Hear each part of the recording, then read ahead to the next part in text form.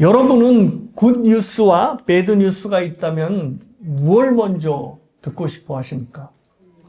굿 뉴스. 근데 이제 심리학에서 연구한 바에 따르면 사람들은 일반적으로 배드 뉴스를 먼저 듣고 싶어 한답니다. 이유가 있는데, 왜냐하면 배드 뉴스를 먼저 듣고 굿 뉴스를 듣는 게 정서적으로 좋다고 합니다. 그래서 배드 뉴스를 들으면 아무래도 가슴이 철렁하죠. 그런데 이제 그 뒤에 굿 뉴스가 따라오면 그 철렁했던 마음이 많이 상쇄가 되기 때문에 회복된다는 거죠. 그래서 심리학에서 이게 사람들의 연구를 사람들 조사해서 연구해서 발표한 결과는 배드 뉴스를 이제 먼저 듣고 싶어 한답니다. 우리나라도 비슷한 맥락의 속담이 있죠. 뭐냐면 매도 먼저 맞는 게 낫다. 그러니까 어차피 맞을 매라면 그것을 나중에 기다려서 이렇게 마음을 졸이는 것보다는 빨리 끝내는 게 낫다라는 겁니다. 그래서 같은 맥락으로 배드 뉴스를 먼저 듣는 것이 사람들한테는 더 유리한 모양입니다. 제가 오늘 설교 서두를 굿 뉴스와 배드 뉴스로 말씀을 이제 시작하는 이유는 바로 사도 바울이 우리에게 복음을 전하는 방식이 바로 이제 이와 같기 때문입니다. 배드 뉴스를 이제 상세하게 전한 다음에 이제 굿 뉴스, 즉 복음을 풀어가는 방식을 이제 사도 바울이 택한 것입니다. 조금 이제 지금까지 했던 설교를 이제 리뷰를 해드리면 사도 바울이 로마서를 시작하면서 편지 서두에 이제 복음을 이제 언급을 했습니다. 복음, 즉 유앙겔리오는 로마의 정치적인 단어가 아니라 오랜 역사를 거쳐서 하나님께서 당신의 백성들에게 약속하신 말씀이다라는 것을 이제 알려주신 거죠. 그래서 사도 바울이 1장에서 이제 선지자를 통해서 이 복음을 약속해 주시고 또 이 복음의 핵심인 예수님께서 다윗의 혈통으로 오셨다. 이것이 바로 이제 복음이다라고 설명을 하고, 그다음에 다윗의 혈통뿐만 아니라 예수님은 부활을 통해서 이제 당신이 하나님의 아들인 것을 이제 나타내셨다라고 이제 설명하고 있습니다. 원래 이제 당시의 편지의 형식에 의하면 이 편지의 서두는 인사말, 그리고 편지를 보내는 사람만 이렇게 언급하게 되어 있는데, 이제 사도 바울은 아예 편지 초장에서부터 이제 복음을 설명하고 있습니다. 그리고 나서 이제 지난주에 봤던 16, 17절에 이 복음에 대한 진술을 본격적으로 시작하는 것처럼 보입니다. 그래서 이제 복음은 구원을 주시는 하나님의 능력인데 복음에는 하나님의 의가 나타난다.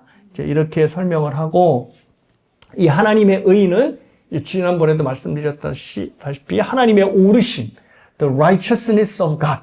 그래서 이제 복음을 보면 하나님의 의, 즉 하나님의 오르심이 등장을 한다는 거죠. 이제 아까도 말씀드렸듯이 복음은 누구죠? 복음은 곧 예수님을 말하는 거죠.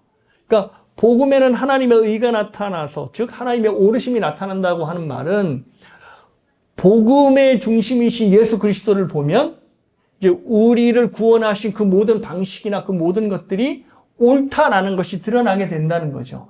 그래서 복음에는 하나님의 오르심이 보인다는 것은 바로 예수 그리스도를 보면 하나님이 맞구나, 하나님이 오르셨어 라는 것을 우리가 알게 된다는 거죠.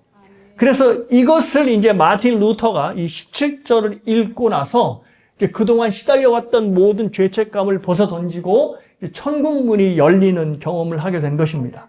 그래서 이제 복음을 이제 사도 바울이 이제 18절에서부터 이제 본격적으로 설명을 시작할 것 같은데, 바울이 복음을 진술하는 대신 다른 방향을 틀어서 이제 복음을 이제 설명하기 위한 전반의 기초를 닦습니다. 그것이 이제 18절인데요. 18절이 이렇게 시작을 합니다. 하나님의 진노가 불의로 진리를 막는 사람들의 모든 경건하지 않음과 불의에 대하여 하늘로부터 나타나나니.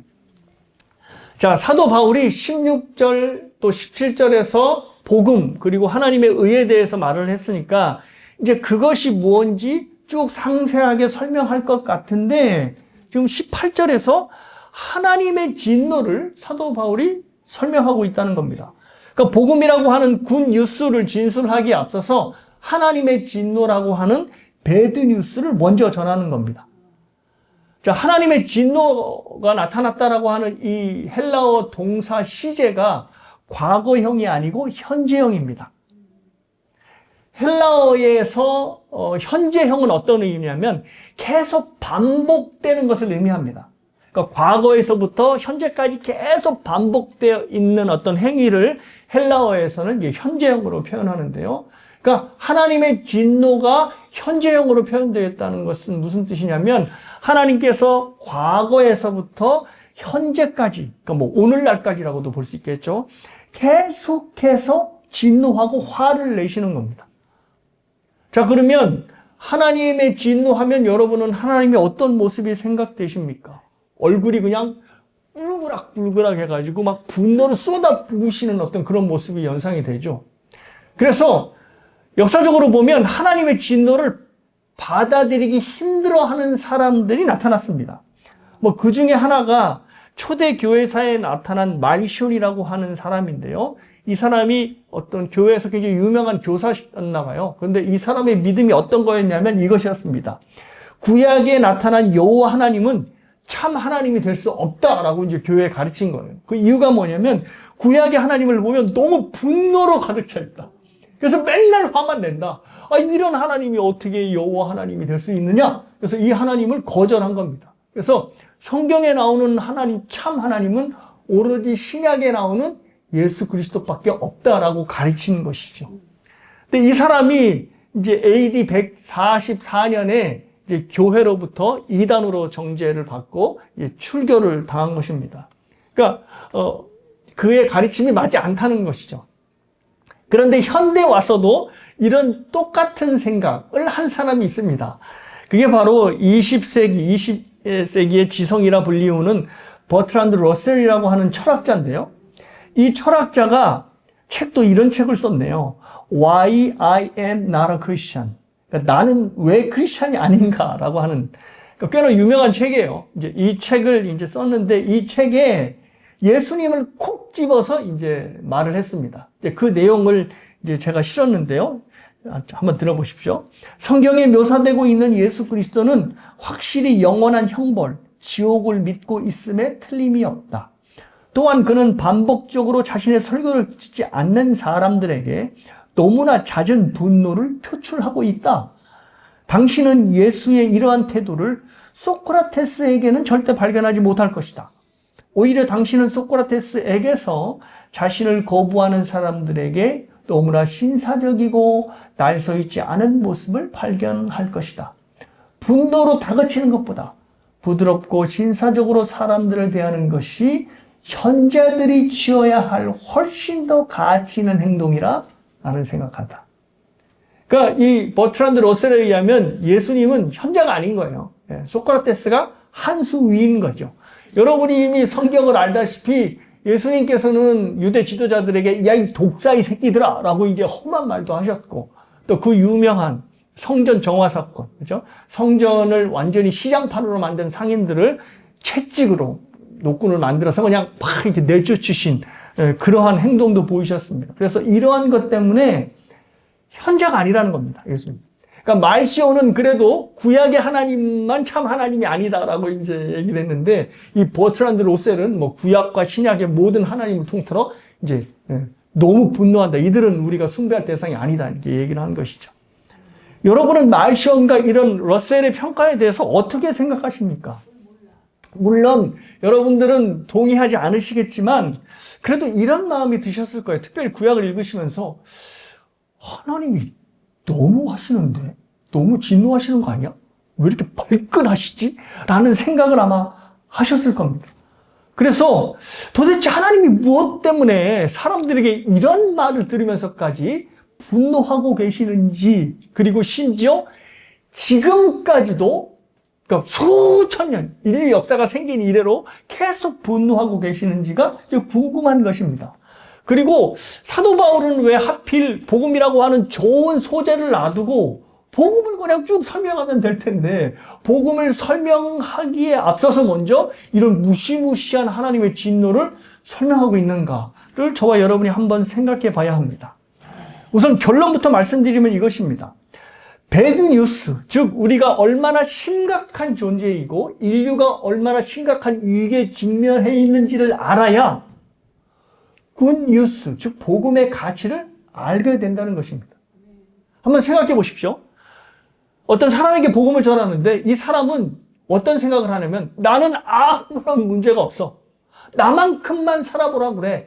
라고 하는 사람에게 하나님께서 예수님을 통하여 당신에게 복음을 주셨습니다 하고 복음을 준다면 그 사람에게 있어서 복음은 굿뉴스가 아닐 겁니다. 왜냐하면 나는 아무런 문제가 없다고 생각하기 때문에 굿뉴스는 그냥 자기보다 못한 다른 사람들에게 굿뉴스지 나에게는 굿뉴스가 아닌 거죠. 그래서 저번에 말씀드린 대로 굿뉴스가 있어도 좋고 없으면 많은 not bad news가 되는 겁니다. 그래서 사도 바울은 복음의 정수를 전하기에 앞서서 우리가 그리고 인류 모두가 얼마나 심각한 상황인지를 먼저 이야기를 해주는 겁니다. 즉 배드 뉴스를 먼저 이야기하므로 굿 뉴스가 얼마나 굿 뉴스가 되는지에 대한 정수를 이야기하는 겁니다. 그래서 오늘은 하나님의 진노가 우리에게 왜 나타났고 또 하나님의 진노를 받는 우리는 어떤 상태이고 또 그 진노를 통해서 우리는 어떤 신앙생활에 적용하며 살아야 될지를 본문을 통해서 좀 살펴보도록 하겠습니다. 먼저 본문을 주의하기에 앞서서 하나님의 진노에 대한 오해를 바로 잡으셔야 합니다. 자, 사람들이 하나님의 진노를 오해하는 것은 하나님의 분노를 우리의 분노와 견주어 생각하기 때문입니다. 우리가 발끈하듯이 하나님도 발끈하는 것으로 생각합니다. 마치 이렇게 하나님을 생각하는 거죠. 저렇게 막 얼굴이 벌개져가지고 완전히 이성을 잃어서 막 온갖 분노를 쏟아내는 것이 바로 하나님의 진노이고 하나님의 모습이다라고 생각을 하니까 하나님의 진노가 왜 그러시지? 하나님은 그러시면 안 되는데? 라고 생각을 하는 것입니다. 자, 그런데 이제 잘 들으십시오. 하나님의 진노는 우리의 분노와는 다릅니다. 일단 사용하는 단어부터 다릅니다. 성경이 인간의 분노를 말할 때는 저 헬라어 티모스라고 하는 단어를 사용합니다. 저 티모스라고 하는 헬라어에서 thermometer, 즉 온도계라고 하는 말이 만들어졌고요. 또 thermos, 즉 보온병이라고 하는 단어가 나왔습니다. 그러니까 보면 알듯이 주로 열과 관련된 단어에서 저렇게 티모스라고 하는 헬라어가 이제 영어로 이제 바뀌어서 이제 사용이 되게 되는 거죠. 그래서 분노를 영어로 red hot anger라고 한답니다. 그러니까 막 완전 시뻘겋게 막 열이 올라가지고. 그래서 이 red hot anger는 통제되지 않는 분노, 제어되지 않는 폭발적인 분노를 의미합니다. 갈라디아서 5장 20절에요. 성도들이 금해야 할 육체 일들이 나오는데 그 목록 중에 하나에 분냄이 들어갑니다. 근데 이 분냄이 헬라어로 뭐냐면 위에서 말한 티모스입니다. 그러니까 신자들이 절대 하지 말아야 될 행동 중에 하나가 바로 분냄, 티모스라는 겁니다. 그런데 하나님의 진노는 다른 단어가 사용됩니다. 예, 단어가 달라요. 어떤 단어냐면 바로 이 단어입니다. 올게라고 하는 단어인데요. 이 올게라고 하는 단어는 어떤 때 나타나냐면 어떤 불의한 상황이 있을 때 그 불의한 상황에 대해서 하나님이 공의로 심판을 하실 때 저 올게라는 단어가 나옵니다. 그러니까 완전히 불의가 뒤덮였어. 그래서 하나님께서 이걸 바로 잡아야 되겠어. 그래서 하나님께서 진노하시는 그 진노가 바로 올게라고 하는 단어입니다. 그러니까 하나님의 공의가 전제되어 있는 거죠.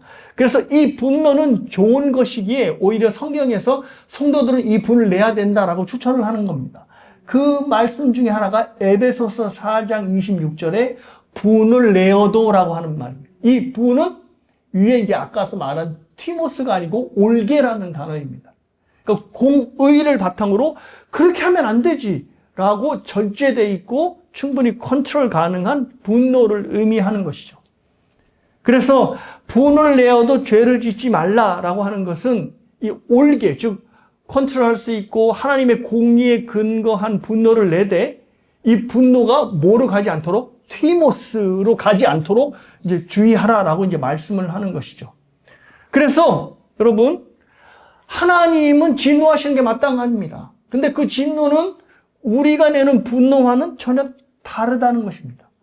하나님의 공의를 바탕으로 이건 잘못됐지라고 분명히 바로잡는 시행을 하실 때 하나님은 진노하신다는 거죠.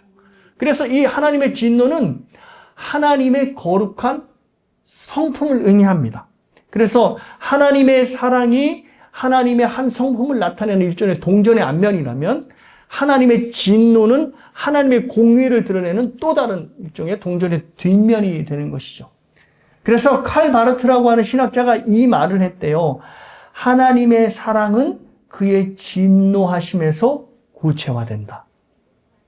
그러니까 사랑이 없으시면 하나님이 진노하실 필요가 없겠죠. 예.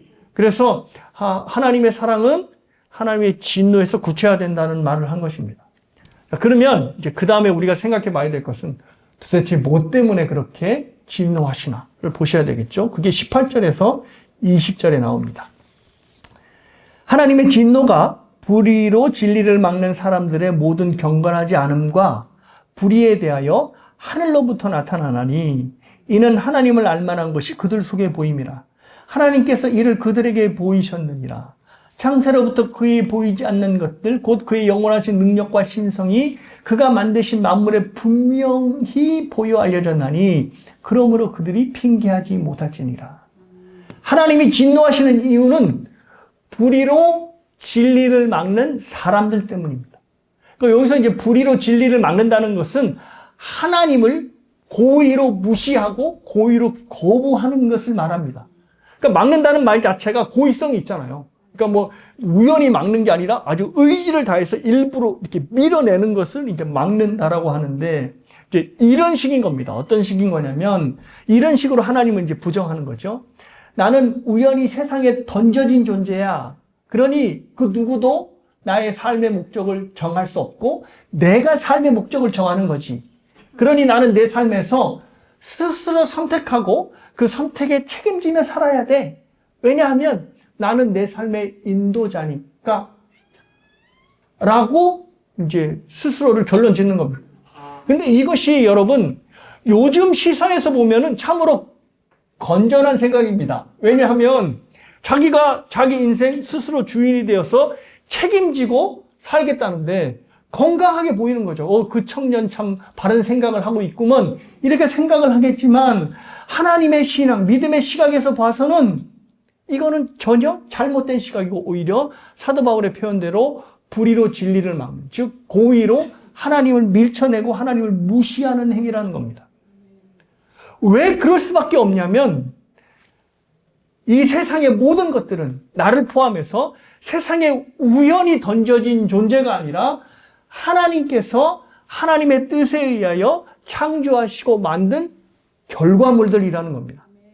성경에 여러 구절이 있지만 로마서 11장 36절에 이런 말씀이 있습니다. 이는 만물이 주에게서 나오고 주로 말미암고 주에게로 돌아감이라. 그에게 영광이 세세에 있을지어다. 자, 만물의 기원이 어디에서부터 시작됐다고요? 주께서부터, 그러니까 주에서부터 나왔다는 거죠.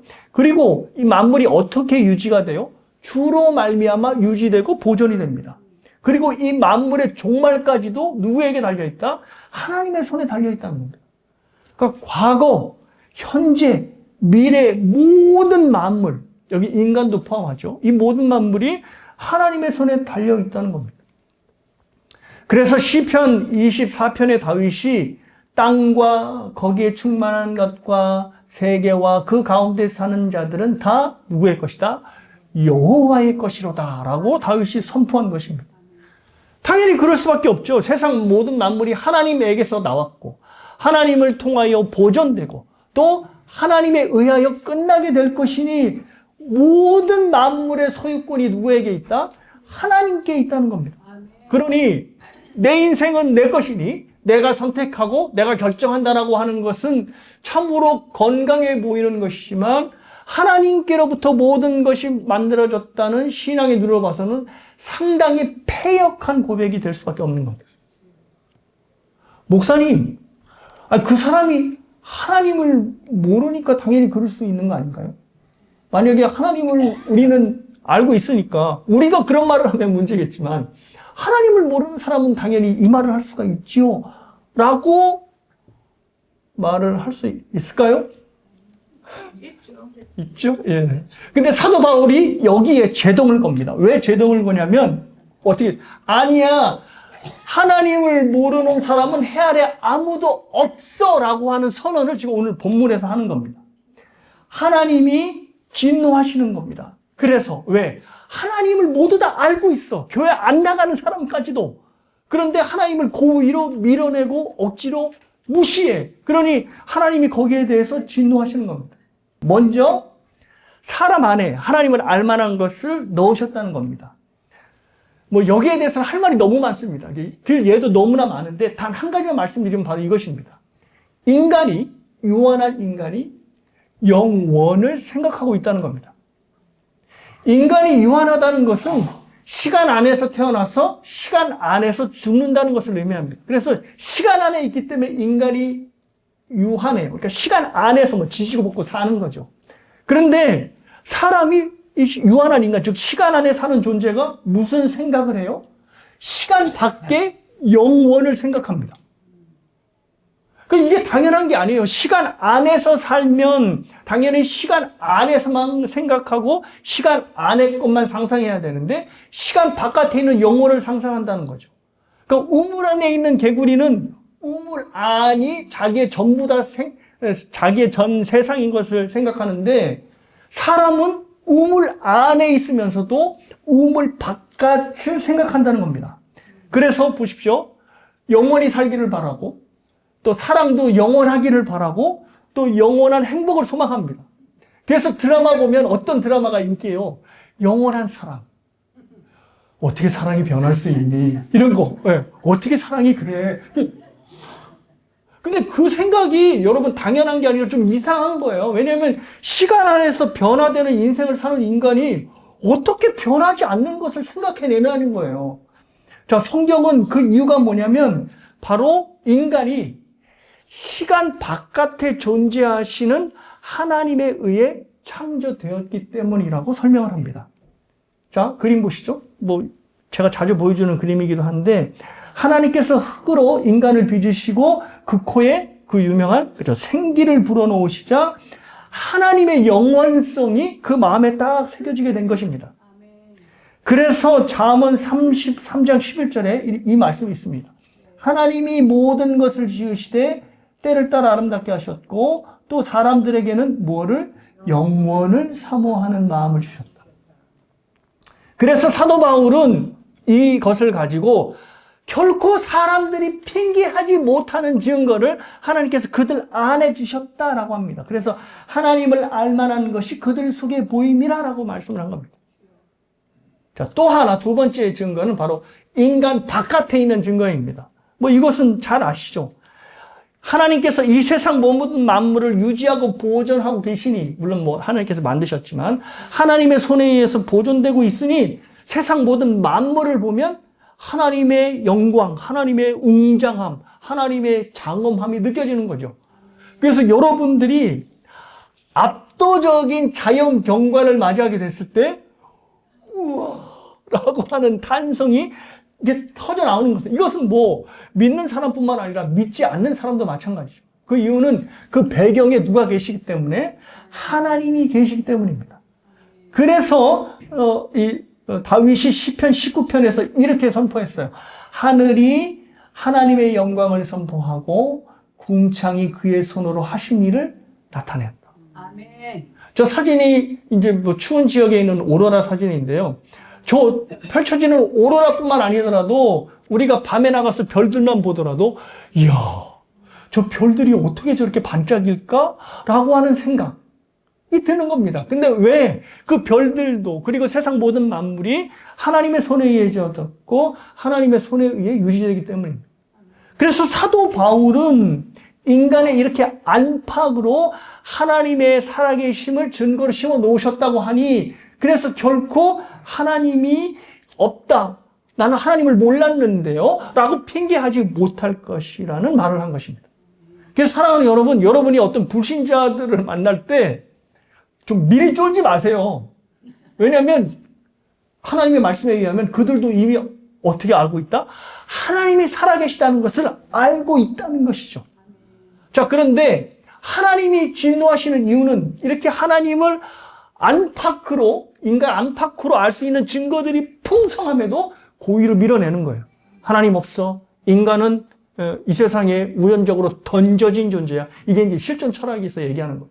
그러니 우연히 던져졌으니 목적은 내가 스스로 부여할 수 있고, 그래서 내 인생은 내가 결정해서 내 뜻대로 사는 거야 라고 하는 결론으로 도출하니까 하나님이 진노하시는 겁니다. 자, 그런데 하나님의 살아계심을 막는다고 해도 막아질까요? 안 막아질까요? 안 막아지죠. 안 막아집니다. 자, 그런데 이게 어떤 식으로 나타나냐면 방향이 완전히 왜곡돼서 다른 방향으로 나타나는데 그게 이제 23절에서 25절 말씀입니다. 썩어지지 아니하는 하나님의 영광을 썩어질 사람과 새와 짐승과 기어다니는 동물의 모양의 우상으로 바꾸었느니라. 그러므로 하나님께서 그들을 마음의 정욕대로 더러움에 내버려 두사 그들의 몸을 서로 욕되게 하게 하셨으니 이는 그들이 하나님의 진리를 거짓 것으로 바꾸어 피조물을 조물주보다 더 경배하고 섬김이라. 주는 곧 영원히 찬송하실 이시로다. 아멘. 자, 하나님을 무시하고 외면하면 뭐 숭배하고 경배하고 예배하는 것과 전혀 별개의 예배랑 멀리 떨어져서 살 것 같은데 그렇지 않더라는 겁니다. 오히려 엉뚱한 것을 예배하며 산다는 것이죠. 하나님께 지음받았다고 하는 이 말은 하나님께 절대자께 예배하는 존재로 지음받았다는 것을 의미합니다. 그래서 자신이 지으신 하나님을 추앙하고 하나님을 경배하는 자로 창조가 된 것입니다. 그런데 지금 하나님 자신이 하나님이 되겠다고 하나님을 떠나잖아요. 그래서 하나님을 무시하고 하나님을 멀리했습니다. 그렇다고 하더라도 하나님께서 절대자를 추앙하도록 만든 이 마음 자체를 없애지를 못하는 겁니다. 그래서 어떻게 해요? 하나님을 예배해야 되는데 그 예배의 대상을 하나님에서 다른 것으로 바꾸는 겁니다. 그게 이제 고대 시대에서는 동물의 모양인 우상이 되었고 현대에서는 돈, 명예, 외모, 학벌 등으로 바뀐 겁니다. 그런데 뭐 그 우상에서 뭐 조금 이렇게 고상한 것도 아니죠, 사실은. 근데 이렇게 바뀐 것 뿐이지, 여전히 사람이 숭배하고 경배하는 존재로 살아간다는 겁니다. 팀 켈러 목사님이 답이 되는 기독교라고 하는 책을 쓰셨는데요. 이 책 강추합니다. 조금 두꺼운데 한번 읽어보세요. 예. 근데 이 책에 이제 소설가 데이빗 윌리스라고 하는 사람이 대학에서 축사한 부분이 실려 있는데요. 제가 언제 한번 읽어드린 것 같은데 하나님이 아닌 다른 것을 숭배하는 것이 어떤 건지 이분이 이제 그 축사 때에 이제 밝힌 겁니다. 한번 들어보십시오. 성인의 치열한 일상생활 속에 숭배하지 않는 상태란 존재하지 않는다. 누구나 숭배한다. 무엇을 숭배할 것인지가 우리의 선택으로 남을 뿐이다. 신이나 영적인 것을 숭배하는 대상으로 선택하는 확연한 이유는 다른 숭배 대상은 거의 모두가 당신을 산채로 삼켜버리기 때문이다. 돈과 재물을 숭배하면 아무리 가져도 족하지 않다. 삶의 진정한 의미를 거기서 얻으려 하면 결코 충분히 소유했다는 기분이 들지 않는다. 몸과 미모와 성적 매력을 숭배해보라. 늘 자신이 못생겨 보이고 나이 들어 노화가 표시나기 시작하면 실제로 죽기도 전에 1000번, 10,000번을 미리 죽는다. 이런 식의 숭배는 너무 교활해서 숭배로 보이지 않는다. 스스로 인정하지 않더라도 말이다. 당신은 그것을 위해 산다면 단순히 추구하는 게 아니라 그것을 반드시 손에 넣어야 한다. 그러니까 숭배한다는 거죠. 그렇지 않으면 삶의 목적을 잃는다. 놀랍게도 이 축사를 한 사람, 데이빗 윌리스는 불신자였습니다. 그러니까 신앙의 눈으로 본 게 아니라 자신도 불신자였는데 그 불신자의 눈으로 사람들을 보니 자기를 포함해서 모든 사람들이 다 경배하고 숭배하고 추앙하는 예배의 삶을 살고 있다는 겁니다. 근데 뭘 예배해요? 돈을 예배하고 명예를 예배하고 외모를 추앙하고 숭배하는 예배자인 것입니다. 근데 이 사람이 얘기하는 대로 이 숭배는 너무나 교활해서 내가 지금 숭배하고 있네? 라는 것을 인식하지 못하고 있다는 거죠. 그렇게 살아간다는 겁니다.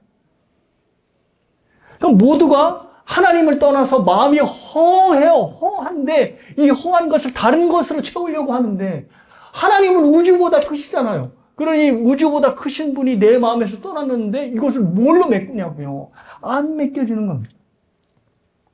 근데 사랑하는 여러분, 우리도, 그러니까 하나님을 믿는 우리도 이러한 현상을 겪을 수 있다는 겁니다. 왜냐하면 제가 설교에서 늘 말씀드렸듯이 우리 안에 아직 뭐가 있다? 죄가 내재하고 있다. 라고 말씀을 드렸죠. 근데 그 죄가 내재하고 있다는 말은 우리도 여전히 하나님을 예배의 대상으로 삼아야 되는데 종종 하나님이 예배의 대상이 아니라 다른 것들을 예배의 대상으로 삼는다는 거죠. 그 증거가 뭐냐? 우리의 삶에 두려움과 염려가 막 불쑥불쑥 올라오는 겁니다. 아유, 그게 될래나 이런 정도가 아니라 두려운 겁니다. 내가 이거 없어지면 어떡하지? 나 이거 어떻게 이렇게 되면 어떡하지? 라고 하는 두려움이 엄습하는 겁니다. 불안한 것이죠. 제가 이 예를 들면 좀 도움이 될 겁니다. 이제 서진이가, 저 딸 얘기를 또 하네. 서진이가 이제 새로운 2학기가 이제 시작이 됐습니다. 그래서 공부도 어려워지고 할 거는 더 많아지고 또 이제 뭐 달리기도 이제 크로스컨트리에서 이제 트랙으로 이제 바뀌게 됐습니다. 그러니까 너무 힘든 거예요. 공부의 양은 많아지고 또 어려워지고 또 자기가 그렇게 좋아하는 달리기 기록이 안 나오는 겁니다. 그래서 이 아이가 이제 다 끝나고 학교로 터덜터덜 걸어오는 표정을 보면 너무 안 좋아요. 십자가를 지고 가는 어떤 모습처럼 너무 안 좋아요. 그래서 얼굴이 막 완전히 시꺼매져가지고 막 죽을 상을 옵니다. 그래서 물어보면 뭐 공부는 어땠어? 공부는 어렵지 뭐. 달리기 기록이 안 나와. 너무 속상해하는 겁니다. 그래서 제가 이대로 놔둬서는 안 되겠다. 그래서 지난 이제 주일 저녁에 이제 불러 앉혔습니다. 앉혀놓고 무슨 얘기를 했냐면 네가 좋은 성적을 얻기 위해서 열심히 공부하는 건 좋다. 그리고 달리기도 뭐 기록 경기니까 좋은 기록이 나오는 거 좋다. 하지만 공부 때문에 그리고 달리기 때문에 이 공부와 달리기에 네가 잡혀 먹히지 않았으면 좋겠다라는 말을 했어요. 그러니까 얘가 뭐 잡혀 먹혀? 이게 한국말이 조금 안 되잖아요. 잡혀 먹힌다는 말이 이제 뭔지 이제 잘 못 알아듣는 거예요. 그래서 눈이 둥그리지더라고요. 그러니까 잡혀 먹힌다는 건 이런 거야. 그러니까 네가 열심히 하는데 이 열심히 네 원하는 기대대로 나오지 않아서 너무 두려운 거야. 불안한 거고. 그러니까 네가 달리기를 하는데 기록이 나오지 않아서 내 자신이 싫고 남들이 나를 어떻게 생각할까 두려워하고 그리고 불안해지면 이건 달리기에 네가 잡혀 먹힌 거야. 공부도 마찬가지다. 공부도 열심히 하는 것을 그 결과를 가지고 하나님께 드리는 것으로 만족을 해야지 내가 원하는 만큼 나오지 않았어. 나는 어떻게 이제 대학 못 가면 어떡하지라고 하는 두려운 마음 공부에 잡혀 먹힌 거야. 그래서 제가 이 말을 했습니다. 어떤 말을 했냐면 공부에 특별히 달리기에 그렇게 많이 의미를 두지 않았으면 좋겠다. 하나님이 공부를 하게 하시니까 한 것뿐이고 하나님이 달리기를 시키시니까 너는 달리는 것뿐이야. 물론 그 안에서 네가 좋은 것을 하나님께 드리기 위해서 최선 다하는 건 맞지만 그 결과에 내가 이것을 꼭 성취하고 말겠다라고 생각하면 너는 공부와 달리기에 잡혀 먹히는 거야. 라는 이야기를 합니다. 근데 사랑하는 여러분, 우리도 그러지 않을까요? 우리가 너무 소중하게 생각하는 것들, 꼭 지켜야 되는 것들을 지켜야 되겠다고 마음먹는 순간 너무 두려워져요. 그래서 돈을 내가 지켜야 되겠다고 하면 돈 때문에 두렵습니다. 그리고 내 자식 내가 잘 갖고 와서 꼭 뭐를 하겠다 생각하면 자식이 어떻게 될까 봐 너무 두려운 거죠. 그리고 내가 이 세상 아직 해야 될 게 많다고 생각하는 사람들, 자기 몸에 조금 어떤 이상이 오면 너무 두려운 거예요. 어떻게 될까 봐. 이게 뭐죠? 똑같이 우상을 숭배하는 것이고 하나님 외에 다른 것을 예배하고 있다는 것입니다. 그래서 사랑하는 여러분, 하나님 대신에 다른 것을 예배하면 우리는 두려움을 내쫓을 해결할 방법이 없어요. 그래서 오늘 설교 제목이 하나님을 예배하라. 그래서 어거스틴이 이런 말을 한 것 같아요. 어떤 말을 했냐면 주께서 우리를 주를 향하여 지으셨으므로 우리의 마음은 주 안에서 안식하기까지는 쉼이 없나이다. 그러니까 하나님을 올바로 예배하고 하나님을 마음에 모셔두지 않고는 뭐가 없다? 안식이 없다는 거예요. 아까 우리 집사님이 기도하신 대로 이제 은샘교회가 창립 4주년이 되었습니다. 그래서 4주년이 되었다고 그러니까 이제 모두 놀라시는데, 저도 사실 놀라요. 근데, 저희 아내가, 집사람이 지금 유치원에서 아이들을 가리키는데 맡고 있는 아이들이 3살, 4살이에요. 근데 집사람 말이 3살하고 4살은 엄청난 차이가 있답니다. 그리고 4살 아이는 우리가, 아유, 저거 애기가. 그런데 4살은 조금만 도와주면 거의 모든 걸 다 해낼 수 있답니다. 네. 신기하죠? 집사람이 아이들에게 꼭 이렇게 일종의 목숨을 걸고 하는 일이 있는데 그게 뭐냐면 성경 구절을 암송하는 거예요. 그런데 너무 잘하는 거예요. 이 3살, 4살 난 아이들이 처음에는 쪼듬쪼듬 하다가 이제 집사람이 이렇게 영상을 찍어서 저에게 보여주는데 얼마나 잘하는지 몰라요. 근데 더 놀라운 것은 애가 한국어권이 아니에요. 뭐 중국어권이고 베트남권이에요. 그런데도 불구하고 이 한국말로 성경말 말씀을 암기하게 하면 토시 하나 틀리지 않고 암송합니다. 그러니까 여러분 4살이라고 무시하면 안 됩니다. 예. 조금만 도움이 있으면 뭐든지 할 수 있다는 겁니다. 우리 교회가 4살이라는 것은 아유 아직도 한참 어려 이게 아니라 하나님께서 조금만 도와주시면 뭐든지 할 수 있는 나이구나 라는 생각을 하셔야 됩니다. 그래서 4년 동안 하나님께서는 우리를 도우시고 또 우리를 어리지만 않은 우리 교회를 지금껏 잘 이끌어 오셨습니다. 근데 제가 4살 난 교회를 다니는 여러분들에게 바라는 것은 뭐냐면 예배자입니다. 성숙한 예배자로 우리 교회를 통해서 여러분이 세워지는 것. 여러분의 삶에서 챙겨야 할 것들이 너무 많잖아요. 열심히 챙기세요. 근데 이 챙겨야 할 것 때문에 하나님을 예배하지 못하고 챙겨야 할 것들을 예배하게 된다면 우리는 평생 불안과 염려와 근심 속에 살아갈 수밖에 없을 겁니다. 그러니 사랑하는 여러분, 하나님께서 우리에게 무엇을 예배케 하셨는지 오늘 본문을 통해서 생각해 보셨으면 좋겠습니다. 만약에 저와 여러분의 마음에 두려움이 있어요. 그러니까 사실 개척교회가 저한테는 예배 대상이었던 것 같아요. 왜냐하면 올 한 해 어떻게 버틸래나 내년 한 해 어떻게 버틸래나. 근데 4년을 하나님께서 지내게 하셨잖아요. 그러니까 교회 때문에 두려우면 이 거룩한 교회 역시도 저에게 뭐가 되는 거죠? 우상이 되고 하나님 외에 다른 것을 예배하는 예배의 대상이 되는 거예요. 여러분 오늘 말씀을 통해서 하나님을 바로 예배하심으로 하나님께서 우리에게 주시는 축복과 은혜를 경험하시는 여러분의 나머지 날이 되시기를 주님의 이름으로 축복합니다.